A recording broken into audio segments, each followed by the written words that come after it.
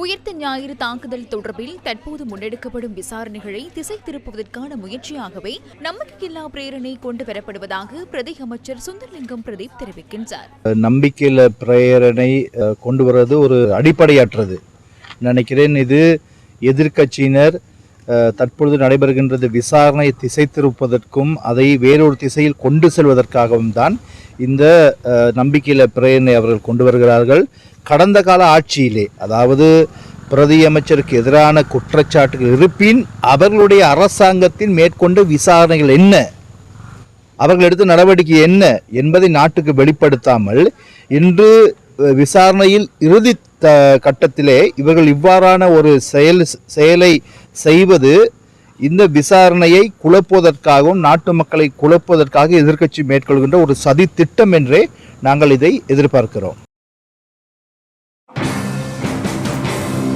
இதேவேளை இலங்கைக்கும் இந்தியாவுக்கும் இடையிலான உறவை சேதமாக்கும் உள்நோக்கத்துடனேயே கலாநிதி ஹர்ஷடி சில்வா அந்த கருத்தை தெரிவித்ததாக தேசிய மக்கள் சக்தியின் பாராளுமன்ற உறுப்பினர் தேவானந்த சுரவீர தெரிவிக்கின்றார். மயில் அழகாக நடனமாடுகிறது, அதன்போது அதன் பின்புறம் எவ்வாறு என்பதனை அது அறிவதில்லை. எனவே ஐக்கிய மக்கள் சக்திக்கு தற்போது ஏற்பட்டுள்ள நிலைமை தொடர்பில் உண்மையிலேயே நாம் கவலை அடைகின்றோம். தற்போது ஹர்ஷவின் நோக்கம் எவ்வாறானதாக அமைந்துள்ளது என்பதை பார்த்தீர்களா? உலகத்துக்கும் இந்தியாவுக்கும் இடையில் முரண்பாட்டை தோற்றுவித்து இந்தியாவை பார்த்து எமது அரசாங்கம் சிரிக்கிறது என்பதை காண்பிப்பதற்கே அவர் முயற்சிக்கின்றார். இந்தியாவுக்கும் எமக்கும் இடையில் முரண்பாட்டை தோற்றுவிக்கும் வகையிலேயே அவரது கருத்துக்கள் அமைந்துள்ளன.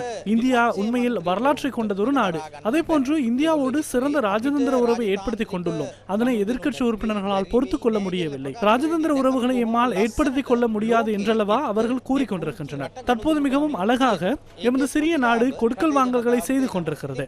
அதன் பிரதிபலனை நாட்டு மக்கள் அனுபவித்துக் கொண்டிருக்கின்றனர். அந்த உறவில் விரிசலை ஏற்படுத்துவதற்கே அவர்கள் முயற்சிக்கின்றனர். உண்மையில் நாம் யார் என்பதை இந்தியா அறியும்.